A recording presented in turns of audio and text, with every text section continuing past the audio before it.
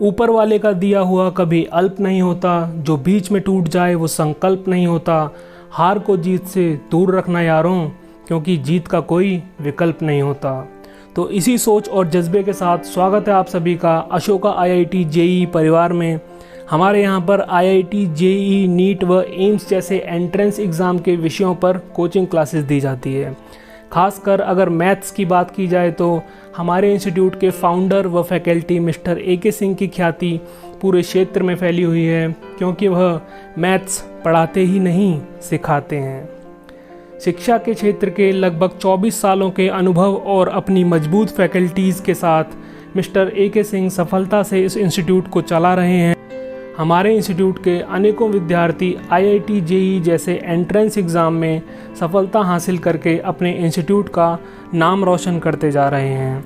Maths के तो mister AK Singh प्रख्यात विद्वान हैं ही, साथ ही में हमारे इंस्टीट्यूट में फिज़िक्स, केमिस्ट्री और बायोलॉजी के भी प्रतिभाशाली शिक्षक मौजूद हैं। आप हमारे स्क्रीन पर दिए गए सभी संपर्क सूत्रों के माध्यम से हमसे संपर्क कर सकते हैं। हमें सेवा का मौका अवश्य दें। धन्यवाद।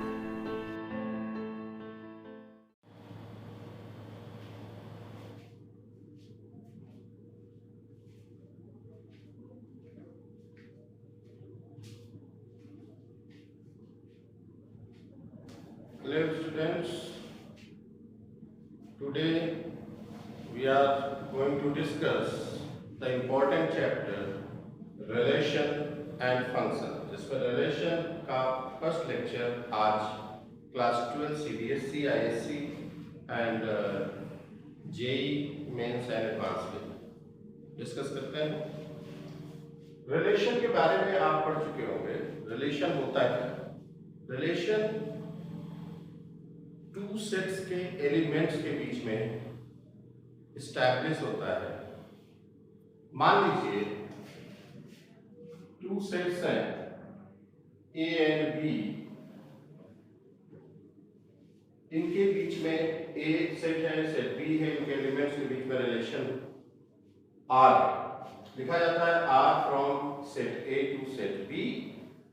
ये जो रिलेशन होता है ये A और B के कार्टेशियन प्रोडक्ट, जानते होंगे आप, कार्टेशियन प्रोडक्ट कहा जाता है। Cartesian product of two sets A cross B। A cross B contains the ordered pairs of set A and set B। ordered pairs क्या होते हैं? ऑर्डर पेयर्स में टू एलिमेंट्स होते हैं जिन्हें स्मॉल ब्रैकेट के अंदर कॉमा करके लिखा जाता है। अगर हमने A क्रॉस B लिखा है मींस उस पेयर में, ऑर्डर पेयर्स में पहला एलिमेंट फर्स्ट सेट से होगा और सेकंड एलिमेंट सेकंड सेट से होगा। जितने भी A क्रॉस B जो कार्टेशियन प्रोडक्ट है, इसके जितने भी सबसेट होंगे वो रिलेशन बनाएंगे। R is subset of A cross B। R is subset of A cross B। A cross B के जितने भी सबसेट होंगे वो नंबर ऑफ रिलेशंस होंगे। इतने सारे रिलेशंस बन सकते हैं, डिपेंड करेगा A में कितने एलिमेंट्स हैं और B में कितने एलिमेंट्स। यहाँ पर जो क्लास 12th में है रिलेशन, 11th में तो रिलेशन आपने पढ़ा होगा, क्लास 12th में जो रिलेशन है वो है equivalence relation.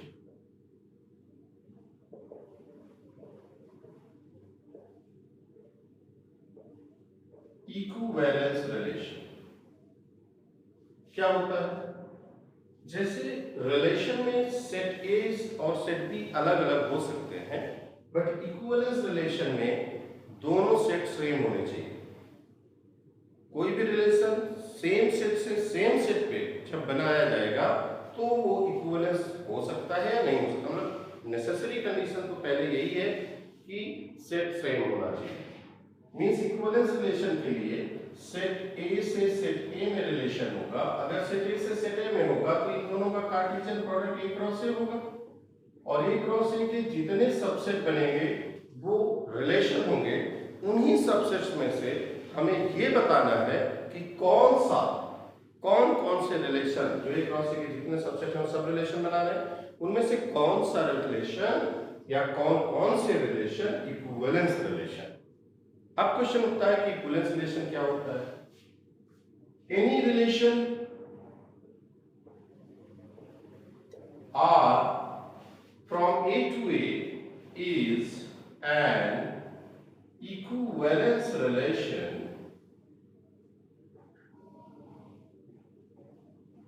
if R is पहला रिफ्लेक्सिव, दूसरा सिमेट्रिक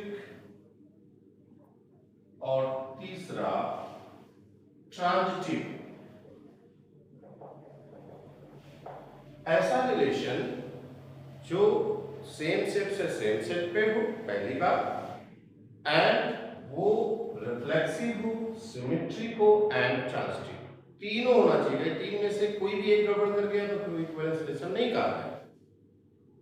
इक्विवेलेंस रिलेशन के लिए फंक्शन का रिफ्लेक्सिव हो, रिलेशन का रिफ्लेक्सिव होना, सिमेट्रिक होना और ट्रांजिटिव होना, तीनों साइमल्टेनियसली जरूरी।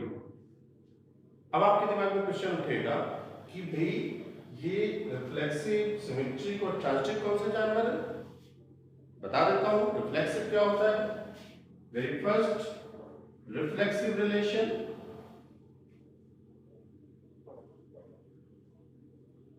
देखिए ए क्रॉस ए में तमाम सारे ऑर्डर पेयर होंगे। ऑर्डर पेयर जो जितने भी होंगे उसमें से हम सबसेट निकालेंगे और सबसेट्स जो निकलेंगे वो रिलेशन होंगे, और उन रिलेशन में से रिफ्लेक्सिव वही रिलेशन कहे जाएंगे जिनमें ए के जितने भी एलिमेंट होंगे हर एक एलिमेंट का अपने आप से बना हुआ ऑर्डर पेयर जरूर से जरूर रिलेशन के अंदर हो। इसे समझिए, सेट ए में आपने सेट ए से सेट ए में रिलेशन बनाया, उस रिलेशन को रिफ्लेक्सिव रिलेशन कहेंगे जिसके अंदर जो ऑर्डर पेयर्स हैं वो सारे ऑर्डर पेयर्स कम से कम ए में जितने एलिमेंट हैं उन सारे एलिमेंट्स का अपने आप से बना हुआ ऑर्डर पेयर जरूर होना चाहिए। उससे ज्यादा कोई ऑर्डर पेयर है that doesn't matter for reflexivity. Reflexivity के लिए ए के सारे एलिमेंट्स का अपने आप से रिलेशन होना मस्ट है। मींस रिफ्लेक्सिव रिलेशन कौन सा होगा? x का, मान लीजिए हमने कोई आर्बिट्रेरी एलिमेंट a का x ले लिया, x का अपने आप से बना हुआ ऑर्डर पेयर क्या होगा? x, ये रिलेशन में बिलोंग करना चाहिए। For every x belongs to set A। Set A के, देखो जो बात मैंने बोला लॉजिकली उसी को मैथमेटिकली लिखा। मैंने क्या कहा? A के हर एक एलिमेंट का अपने आप से बना हुआ ऑर्डर पेयर रिलेशन में जरूर से जरूर होना चाहिए। अगर ऐसा है तो ऐसे रिलेशन को हम रिफ्लेक्सिव रिलेशन कहते हैं। Then R is reflexive. Clear? अभी मैं एग्जांपल से बताऊंगा तो जो भी आपको कंफ्यूजन होगा वो दूर हो जाएगा। सेकेंड है सिमेट्रिक। सिमेट्रिक रिलेशन क्या है? किसी भी रिलेशन में कोई जो भी ऑर्डर पेयर्स अवेलेबल है उन ऑर्डर पेयर्स के उल्टे order pairs, inverse order pairs जरूर होने चाहिए। Means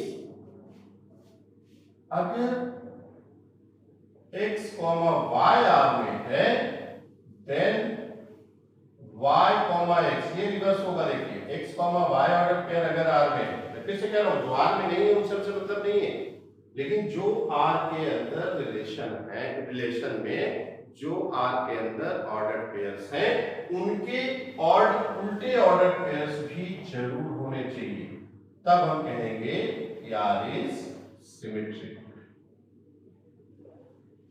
clear? अभी एग्जांपल से और क्लियर हो जाएगा। थर्ड है ट्रांजिटिव। ट्रांजिटिव रिलेशन क्या होता है? इफ x, y R में है एंड y, जेड आर में, समझिए x कॉमा वाई आर में है एंड y कॉमा जेड भी आर में,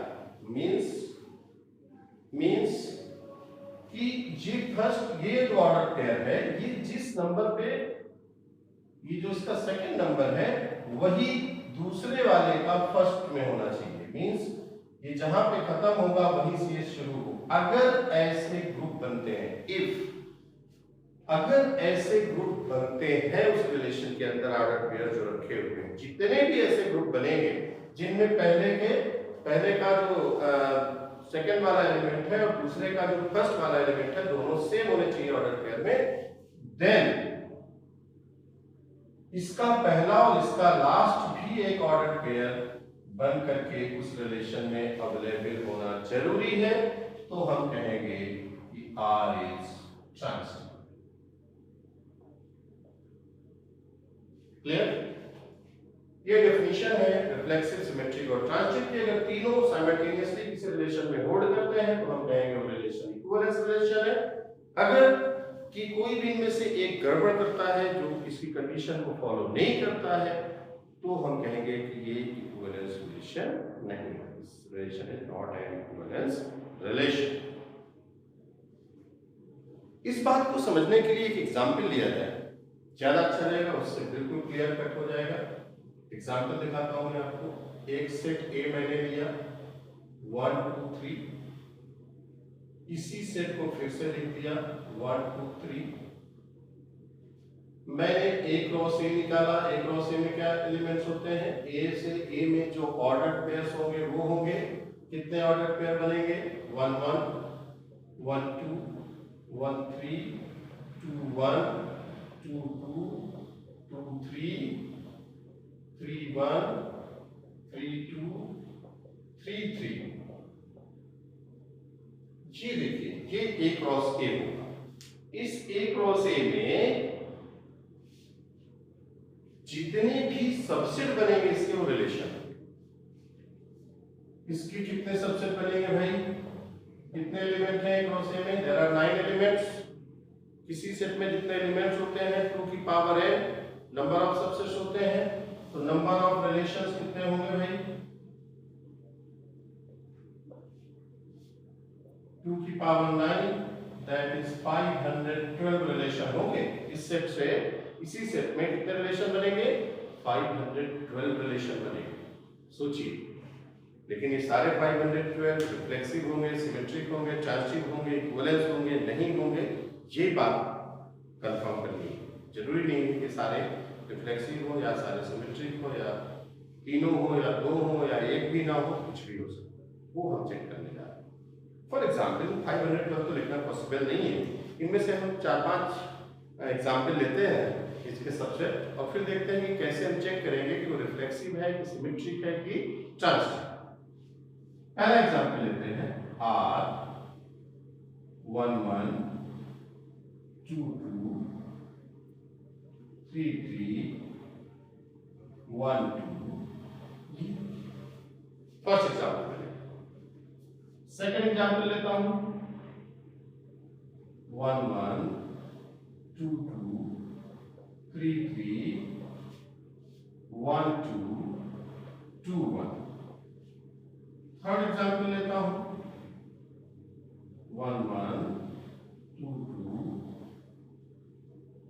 1 2 2 1 2 3 3 2। ये फोर्थ एग्जाम्पल लेता हूं 1 1 2 2 3 3 2 3 3 2 1 3 3 1। फिर लेता हूं R इक्वल टू 1 1 2 2 3 3। ये मैंने 5 एग्जाम्पल्स लिए हैं। इन सारे 5 एग्जाम्पल्स में हमें चेक करना है कि इनमें से कौन रिफ्लेक्सिव है, कौन सिमेट्रिक है और कौन ट्रांजिटिव। चलिए फर्स्ट वाले में पहले सबके रिफ्लेक्सिविटी चेक कर लें, फिर symmetricity and then transitivity. First वाले को गौर से देखिए बच्चों।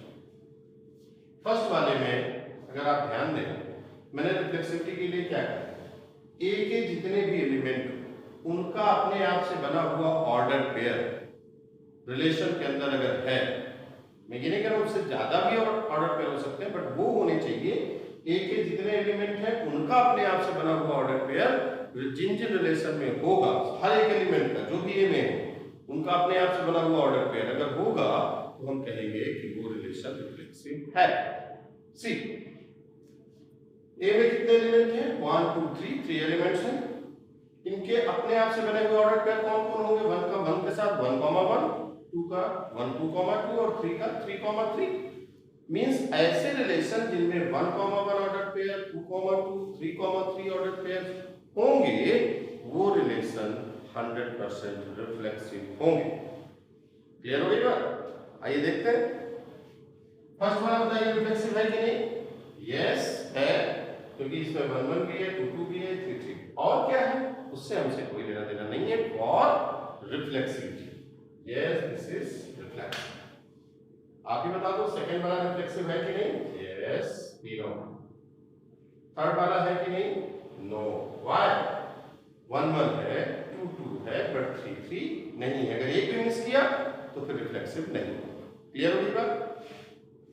फोर्थ 1 1 2 2 3 3 है, यस। फिफ्थ 1 1 2 2 3 3 है, यस। आपने देखा मैंने 512 रिलेशन में से कितने रिलेशन लिया? एग्जाम्पल ओनली 5 एग्जाम्पल्स लिया जो इसके सबसेट हैं A क्रॉस A के। उन 5 में से आपने देखा कि हमें 4 ऐसे रिलेशन हैं जो रिफ्लेक्सिव है और एक ऐसा रिलेशन मिला जो रिफ्लेक्सिव नहीं है। आई थिंक कि आपके दिमाग में बात क्लियर हो गई होगी कि किसी भी रिलेशन को कैसे चेक करें कि वो रिफ्लेक्सिव है या नहीं। अगर है तो आप देख सकते हैं क्यों है, और नहीं है तो क्यों नहीं। क्यों? इस सेट में जितने भी एलिमेंट हैं उनका अपने आप से बना हुआ ऑर्डर पेयर अगर अवेलेबल है तो यस, नहीं अवेलेबल है, एक भी गड़बड़ कर रहा है, एक भी ऐसा ऑर्डर पेयर है जो उस सेट ए के एलिमेंट्स का अपने आप से बना हुआ ऑर्डर पेयर अवेलेबल नहीं है, then we say that this relation is not reflexive. I think clear clear. अब सेकंड सिमेट्रिक, ध्यान से देखिएगा मैंने क्या लिखा है। If x comma y belongs to R, then y comma x should also belong to R, then we say that the relation is symmetric। अब देखिए इसका मतलब समझिएगा, if का मतलब है अगर कोई order pair x comma y R में है, अगर है तो उसका रिवर्स मतलब y comma x भी होना मस्ट है। किसके लिए? रिफ्लेक्सिविटी सॉरी सिमेट्रिसिटी के लिए। तो आप देख लीजिए ना, चेक कर लीजिए कौन है कौन नहीं है। जो रिलेशन में ऑर्डर पेयर नहीं है उनके उल्टे वाले होने चाहिए या नहीं होने चाहिए उससे हमारा कोई लेना देना नहीं, ये कंफर्म है। इफ का मतलब होता है कि जो जो रिलेशन के अंदर ऑर्डर पेयर है उनके उल्टे, उनके इनवर्स ऑर्डर पेयर जरूर होने चाहिए। सी 1 1 का उल्टा 1 1 है किसी सेट में, एक ही एलिमेंट को 10 बार लिखिए कोई फर्क नहीं पड़ता। 2 2 का उल्टा 2 2 है, 3 3 का उल्टा 3 3 है, 1 2 का उल्टा 2 1 नहीं है। मींस ये रिलेशन सिमेट्रिक नहीं है। क्लियर हुआ? क्यों नहीं है भाई? क्योंकि इनके उल्टे तो है, क्योंकि ये खुद है, बट 1 2 का उल्टा 2 1 होता है। 2 1 जो है इस ऑर्डर पेयर 2 1 इस रिलेशन फर्स्ट रिलेशन में नहीं है, एंड देयरफॉर वी से कि ये रिलेशन सिमेट्रिक बिल्कुल। क्लियर हो गया? 5 टाइम्स सिखाऊं, 5 टाइम्स आपको समझाऊंगा, उसके बाद तो मुझे लग रहा है समझ आ जाना चाहिए। हो सकता है पहली बार आ गया हो लोगों को। दूसरा देखिए 1 1 का उल्टा 1 1 है, 2 2 का 2 2 है, 3 3 का 3 3 है, 1 2 का 2 1 है, 2 1 का 1 2 है। जितने ऑर्डर पेयर सबके उल्टे हैं, इसका मतलब है ये सिमेट्रिक भी होगा। सेकंड पढ़े? आइए थर्ड को देखते हैं। 1 1 है, इसका उल्टा 1 1, 2 2 का उल्टा 2 2, 1 2 का उल्टा 2 1, 2 1 का उल्टा 1 2, 2 3 का उल्टा 3 2 और 3 2 का उल्टा 2 3। इसका मतलब ये सिमेट्रिक है। सी 1 1 का उल्टा 1 1, 2 2 का उल्टा 2 2, 3 3 का 3 3, 2 3 का 3 2, 3 2 का 2 3, 1 3 का 3 1, 3 1 का 1 3। यस, ये भी सिमेट्रिक है और ये आपको दिखेगा कि सिमेट्रिक। अब क्लियर हुआ? जो ऑर्डर पेयर्स रिलेशन के अंदर हैं उनके उल्टे ऑर्डर पेयर्स भी अगर उसी रिलेशन के अंदर अवेलेबल है, each and every order pair की बात कर रहा हूं जो रिलेशन के अंदर है, ध्यान रखिएगा, अंडरलाइन कर लीजिए, जो रिलेशन के अंदर ऑर्डर पेयर है हम उनकी बात कर रहे हैं, उनके उल्टे होने चाहिए, जो नहीं है उसमें उससे हमसे कोई लेना देना नहीं। क्लियर? ये है आपका सिमेट्री सी। थर्ड है ट्रांजिटिविटी। ट्रांजिटिविटी में मैं ये थोड़ा सा ज्यादा इंपॉर्टेंट, ये तो दोनों बहुत आसान दिख रहे हैं, ये भी आसान है बट समझना पड़ेगा। हम एक ऑर्डर पेयर x, y ले रहे हैं और दूसरा ऑर्डर पेयर y, z ले रहे हैं। ये y पे खत्म हो रहा है, ये y पे शुरू हो रहा है। मींस ऐसे ऑर्डर पेयर्स में आप देखेंगे कैसे कितने ग्रुप बन रहे हैं जिनमें एक ऑर्डर पेयर है जिस नंबर पे वो खत्म हो रहा है, दूसरा उसी नंबर से शुरू हो रहा है। अगर ऐसे ग्रुप बन रहे हैं ऑर्डर पेयर तो ऐसा लगता है, ये समझाने के लिए ये दोनों एक दूसरे को फिनिश कर देंगे और इसका फर्स्ट इसका लास्ट भी ऑर्डर पेयर उसमें अवेलेबल होना चाहिए। अगर है तो ट्रांजिटिव है और अगर नहीं है तो ट्रांजिटिव नहीं है। लेकिन ध्यान रखिएगा जब ऐसे ग्रुप बनेंगे तब इसकी बात होगी, अगर ऐसे ग्रुप नहीं बन रहे हैं तो फिर इसके बारे में हमको सोचने की जरूरत नहीं है। इफ का मतलब यही होता है कि if this and this available then this available, this must available for transitivity, क्योंकि यहां पे x, y और जहां y से खत्म हुआ वहीं से यहां शुरू हो y, z।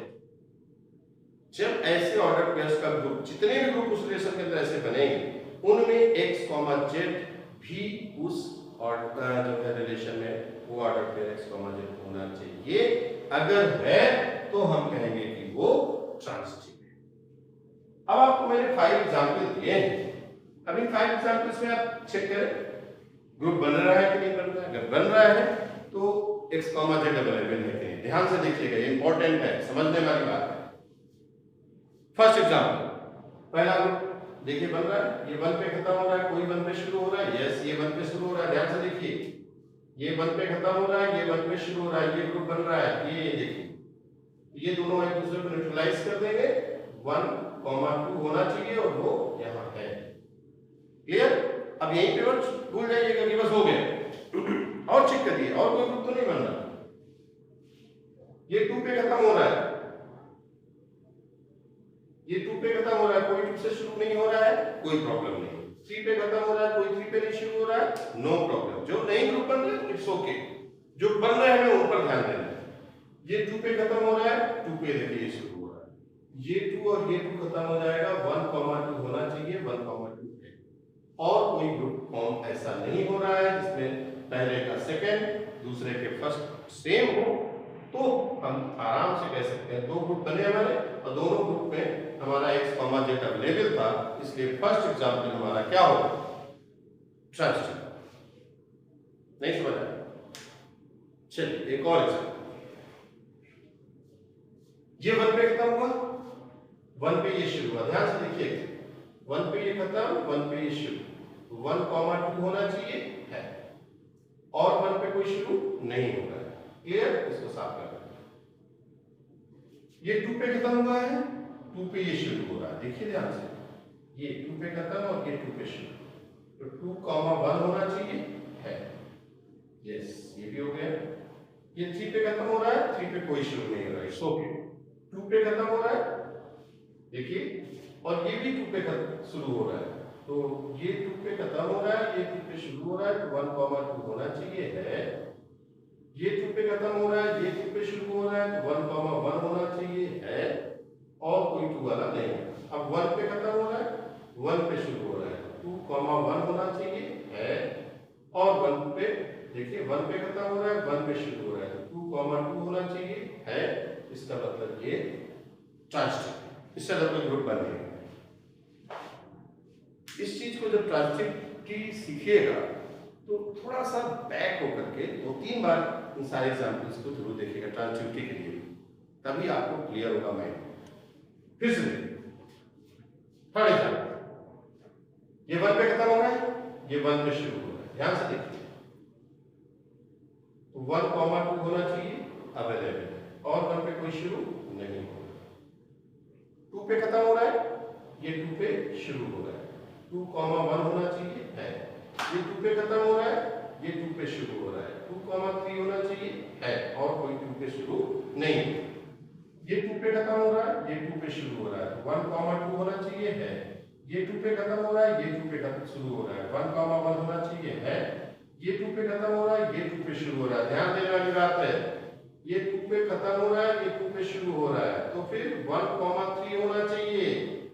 ध्यान से देखिए, 2 पे खत्म, 2 पे शुरू, 1,3 होना चाहिए ट्रांजिटिव के लिए x, z, बट नहीं है। एक भी अगर इसके अगेंस्ट एग्जांपल हमें मिल गया, ये ग्रुप तो बन रहा है बट x, z नहीं, xy भी है, yz भी है, लेकिन xz नहीं है, तो हम कहेंगे no, this is not transitive. एक एग्जांपल मिल गया, दैट्स एनफ, और कि ये ट्रांजिटिव नहीं है, एंड वहां से आप आगे ग्रुप चेक करने की जरूरत बिल्कुल। फोर्थ एग्जांपल, एक एग्जांपल और देखिए, 1 पे खत्म हो रहा है, 1 पे शुरू हो रहा है, 1,3 है, यस यही है।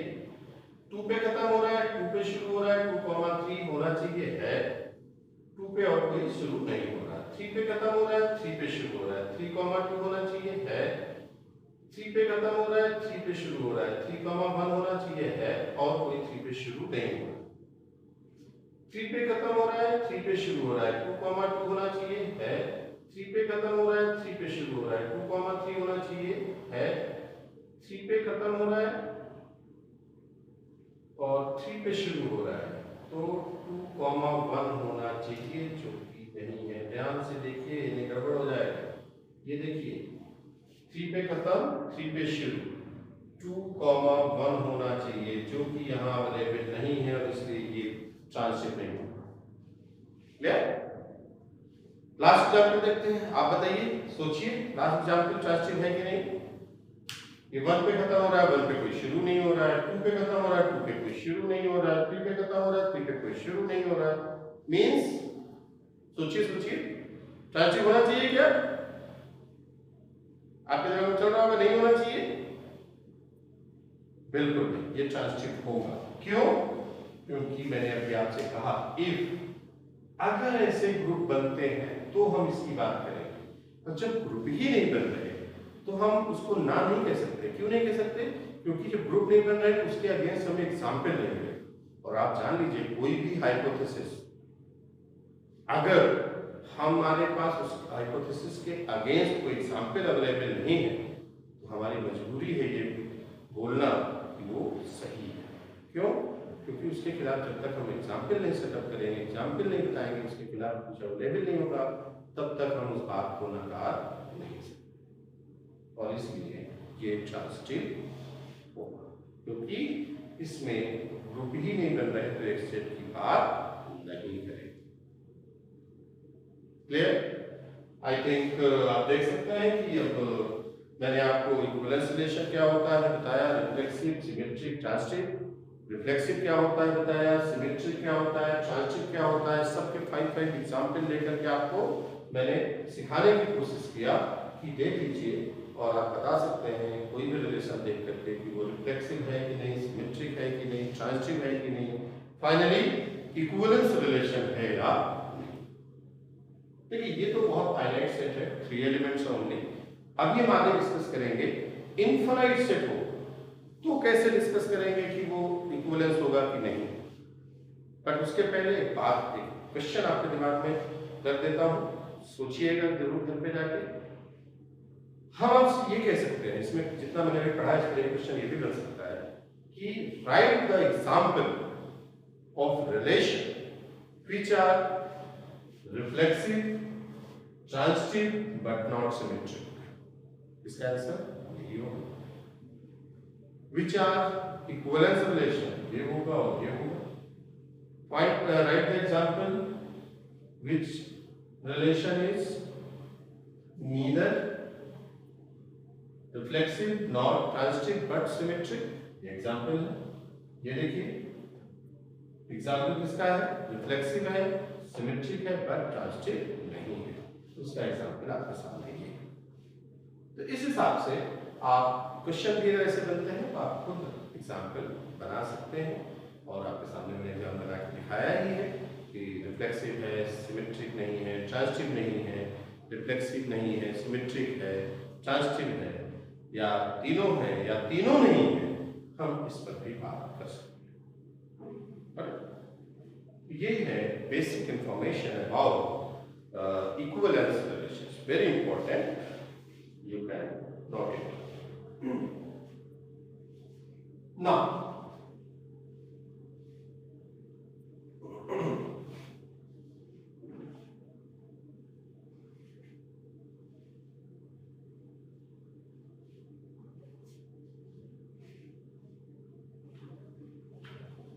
अब हम कुछ ऐसे सेट लेते हैं जिनमें सेट जो होगा हमारा वो फाइनाइट नहीं होगा, इनफाइनाइट। जैसे फॉर एग्जाम्पल हमने एक एग्जाम्पल लिया, सेट हमने लिया set A, set of all straight lines in a plane. देखिए आपका बोर्ड ही है, इस बोर्ड में ही कितनी ढेर सारी स्ट्रेट लाइन हो सकती, कितनी हो सकती है, infinite straight line we can draw. हमने जो रिलेशन लिया वो लिया पैरेललिज्म का। किसका रिलेशन लिया? पैरेललिज्म। ये सिंबल होता है पैरेललिज्म।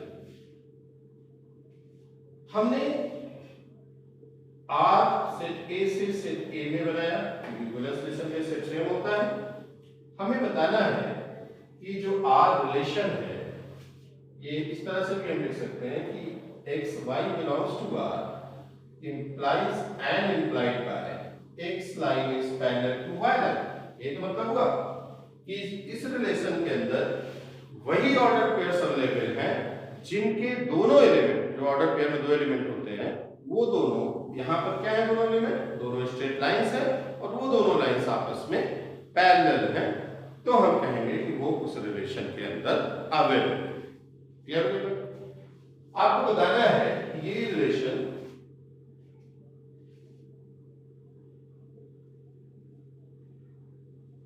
इक्विवेलेंस रिलेशन है या नहीं, ये बताना है। तो कैसे हम चेक करेंगे या प्रूफ करेंगे? इक्विवेलेंस रिलेशन के लिए सबसे पहले हम रिफ्लेक्सिविटी चेक करेंगे, फिर हम सिमेट्रिसिटी चेक करेंगे और लास्ट में हम ट्रांजिटिविटी चेक करेंगे।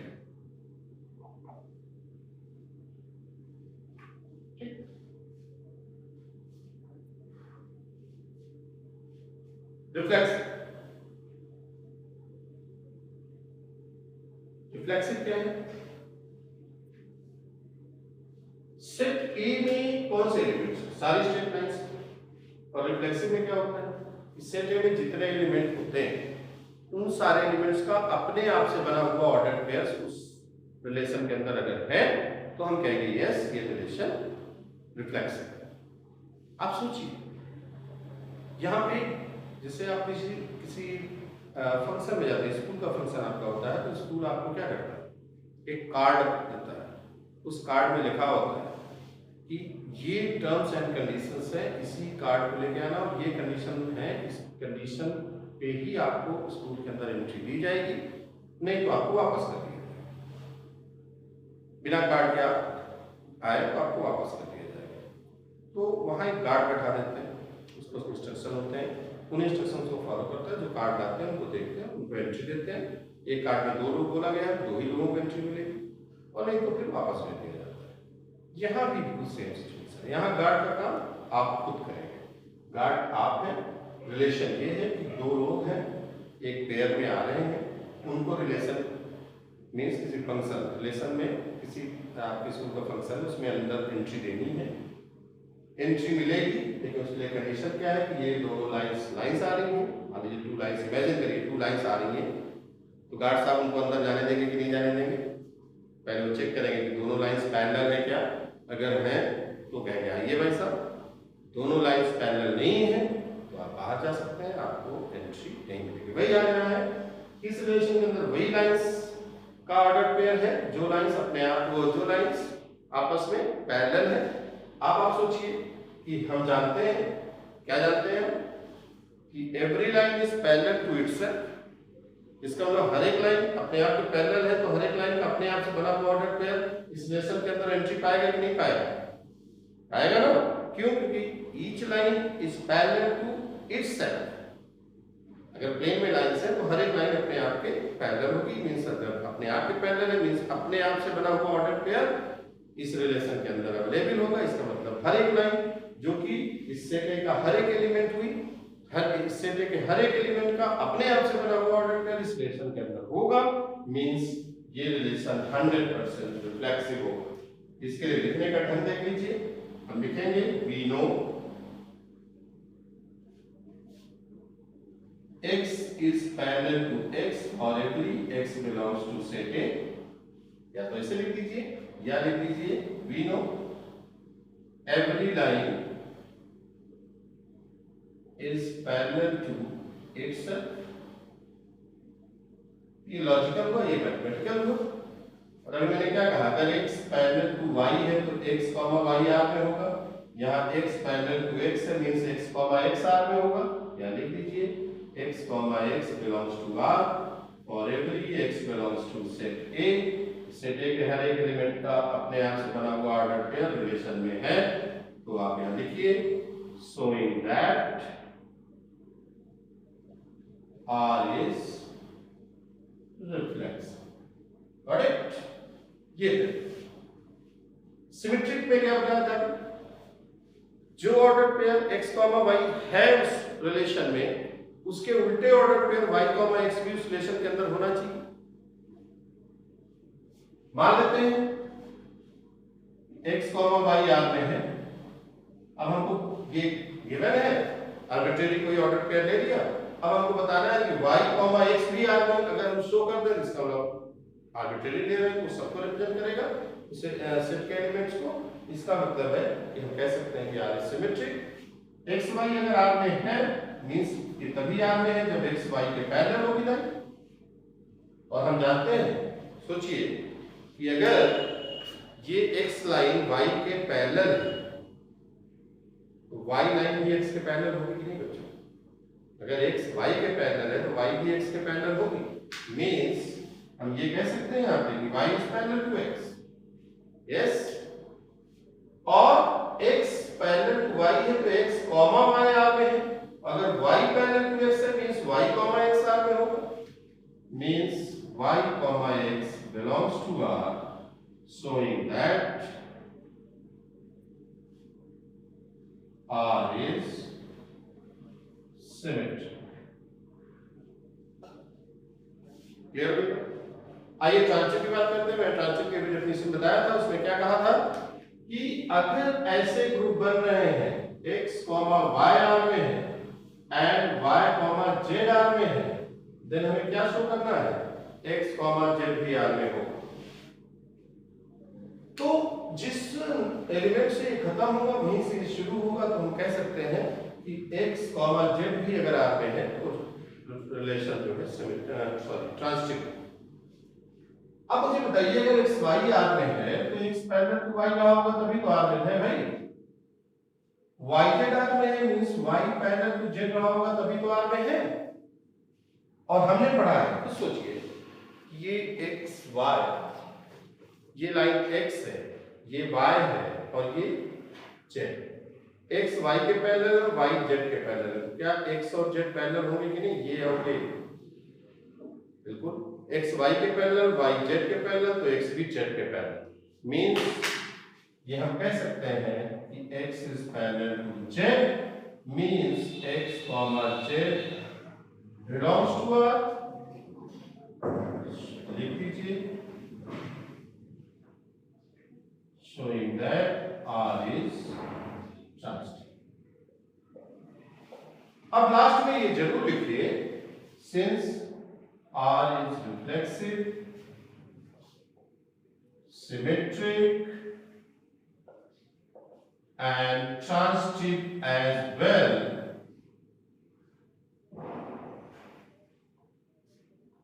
hence R is an equivalence relation.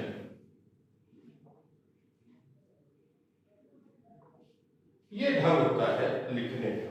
सबसे जरूरी चीज कैसे आप, अगर बोर्ड भी देना है आपको, कैसे आप लिखेंगे बोर्ड में, बोर्ड एग्जाम में, कॉपी में कैसे आप लिखेंगे इस क्वेश्चन को, मैंने पूरा आपको बताया। ये लिखने का ढंग।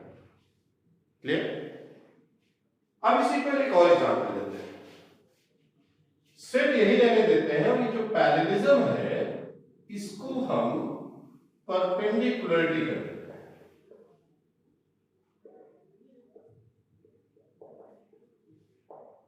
परपेंडिकुलर का ये सिंबल है, और अब हमें आर ए से ए में लेना है। एक्स वाई आर में होगा कब? जब एक्स वाई के क्या होगा? परपेंडिकुलर। अगर एक्स वाई के परपेंडिकुलर है देन हम कहेंगे कि ये रिलेशन के अंदर x y order pair available होगा। डेफिनेशन बताओ। अब आप मुझे बताओ रिफ्लेक्सिव होगा कि नहीं? दिमाग लगाओ दिमाग। बिल्कुल नहीं होगा। क्यों? क्योंकि रिफ्लेक्सिविटी के लिए हर एक एलिमेंट का उसी रिलेशन से अपने आप से रिलेटेड होना चाहिए, और हम जानते हैं कि कोई भी स्ट्रेट लाइन अपने आप के परपेंडिकुलर नहीं होती। पैरेलल तो होती है बट परपेंडिकुलर नहीं होती। इसका मतलब है कि इस सेट के किसी भी एलिमेंट में कोई भी स्ट्रेट लाइन का अपने आप से ऑर्डर पेयर बना हुआ इस रिलेशन के अंदर अवेलेबल नहीं होगा, जब रिलेशन क्या होगा? परपेंडिकुलर होगा। परपेंडिकुलरिटी होगी मींस ये जब परपेंडिकुलरिटी का रिलेशन होगा तो कभी भी ये जो सेट ए है उसमें जो स्ट्रेट लाइंस है उनका अपने आप से बना हुआ ऑर्डर पेयर एक भी नहीं होगा। मैं तो कह रहा हूं एक भी अगर ना हो तो रिफ्लेक्सिव नहीं होगा। मैं तो कह रहा हूं एक भी नहीं ऐसी लाइन होगी जो अपने आप में परपेंडिकुलर हो, तो इसका मतलब है ये रिफ्लेक्सिव नहीं होगा। कैसे लिखेंगे? अब आप यहां लिख दीजिए, वी नो कि जहां एवरी लाइन है वहां लिख दीजिए नो लाइन। यहां पैरेलल है परपेंडिकुलर टू इटसेल्फ, तो आप यहां लिख सकते हैं परपेंडिकुलर करके काट दीजिए, मींस x, x r में नहीं होगा, मींस r क्या होगा? Is not reflexive. क्लियर हुआ? अब आइए सिमेट्री की बात। सिमेट्रिसिटी की अगर हम बात करें तो ऑर्डर पेयर एक्स वाई अगर आर में है तो वाई एक्स होना चाहिए। आप बताइए एक्स वाई आर में कब होगा? जब एक्स वाई के परपेंडिकुलर होगा।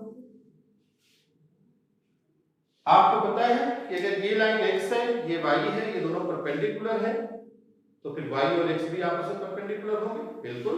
इसका मतलब है कि अगर x परपेंडिकुलर टू y है तो y परपेंडिकुलर टू x होगा, मींस y x r में होगा, मींस ये सिमेट्रिक होगा। ट्रांसिटिविटी की अगर बात करें तो x y belongs to r लेंगे, y z belongs to r लेंगे। x y r में होगा तो x परपेंडिकुलर टू y होगा, y z r में होगा तो y परपेंडिकुलर टू z होगा। तो फिर आप मुझे बताइए कि x परपेंडिकुलर टू z होगा कि नहीं? देख लीजिए, ये x है, ये y के परपेंडिकुलर है, ये z है, ये y। देखिए x perpendicular to y, y perpendicular to z, then what about x and z?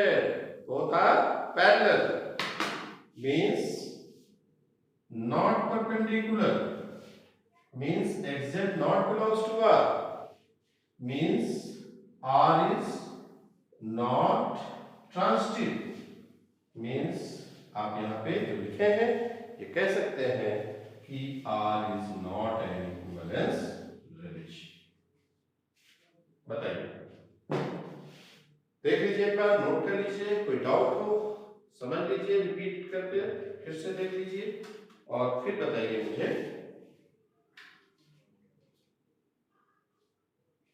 एक और एग्जांपल कौन सा? सेट हम लेते हैं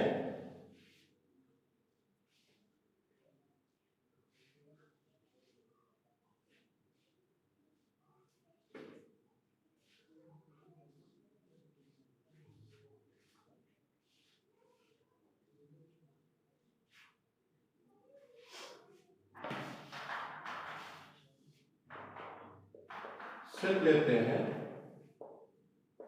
सेट ऑफ और फैमिली मेंबर्स उनका सेट है।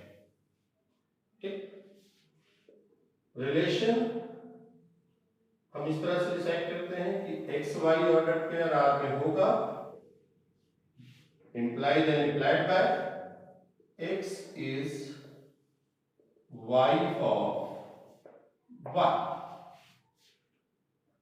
आपको बताना है कि ये इक्विवेलेंस रिलेशन है या नहीं। आप सोचिए, इस रिलेशन के अंदर वही ऑर्डर पेयर जाएंगे जिनमें पहला वाला दूसरे वाले की वाइफ। ये रिलेशन रिफ्लेक्सिव होगा कि नहीं होगा ये चेक करना। आपको सोचिए, रिफ्लेक्सिविटी में क्या होता है, कोई भी एलिमेंट जब अपने आप से उसी रिलेशन से रिलेटेड होगा तो उससे अपने आप से बने हुए ऑर्डर पेयर्स उस रिलेशन के अंदर लेबल होंगे, और जब वो लेबल होंगे तभी हम कह पाएंगे कि भैया ये रिफ्लेक्सिव है। अब आप सोचिए कि क्या कोई भी एलिमेंट यहां अपने आप से रिलेटेड हो सकता है? कोई भी अपने आप की वाइफ तो हो नहीं सकता, तो फिर इस रिलेशन से कभी वो रिलेटेड नहीं होगा। मींस इस सेट का कोई भी एलिमेंट अपने आप से रिलेटेड नहीं होगा, मींस वो रिलेशन में अवेलेबल नहीं होगा, मींस रिफ्लेक्सिव नहीं होगा। अब मैं लिख दे रहा हूं, आप लिख लीजिएगा। रिफ्लेक्सिव क्यों नहीं है?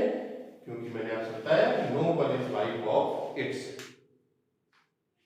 सेकंड, अगर हम सिमेट्रिक की बात करें तो इफ x, y आर में है, मतलब x is wife of y, तो क्या अगर x y की वाइफ है तो y भी x की वाइफ होगा? No, y is husband not wife of x, means yx r में नहीं होगा, means r is not symmetric. X y की वाइफ है तो वाई एक्स का हस्बैंड होगा, वाई एक्स की वाइफ नहीं हो सकती, means y comma x R में अवेलेबल नहीं होंगे, मींस हम कह देंगे कि ये सिमेट्रिक नहीं। अच्छा, आप मुझे बताइए तीसरा, ट्रांसटिक। ट्रांसटिक होगा कि नहीं बताइए। आप सोच रहे होंगे, सोचिए, आपके दिमाग में चल रहा होगा इम्पॉसिबल, ये भी ट्रांसटिक भी नहीं होगा, बट ये ट्रांसटिक है, टू रिमेंबर। क्यों? क्योंकि अगर x y की वाइफ है तो फिर y वाइफ ऑफ z कैसे हो सकता है? मीन्स अगर x y अवेलेबल है R में तो फिर y z कभी भी R में अवेलेबल नहीं होगा, तो फिर हम x z की बात ही नहीं करेंगे। मैंने क्या कहा था? ट्रांजिटिविटी के लिए x, y और y, z के ग्रुप बनना जरूरी है। यहाँ x, y अगर आप ले रहे हैं तो y, z बन नहीं सकता। क्यों? क्योंकि x अगर y की वाइफ है तो y z की वाइफ कैसे हो सकता है? मींस y, z ग्रुप बनेगा नहीं। जब नहीं बनेगा तो आप क्या कहेंगे? ये ट्रांजिटिव होगा। मैंने कहा था जब किसी के खिलाफ एग्जाम्पल नहीं मिलता तो मजबूरी में हमको क्या कहना पड़ता है कि वो सही है, मींस ये ट्रांजिटिव है, मींस ये रिलेशन क्या होगा? फ्लेक्सिबल नहीं होगा, सिमेट्रिक नहीं होगा, पर ट्रांजिटिव होगा। Two relation. ये मैंने कुछ एग्जांपल्स आपको बताए, आप इसको पढ़िएगा, अगर कोई डाउट होगा तो नेक्स्ट टाइम पे फिर से डिस्कस करेंगे। अभी इसके और अच्छे एग्जांपल्स करेंगे।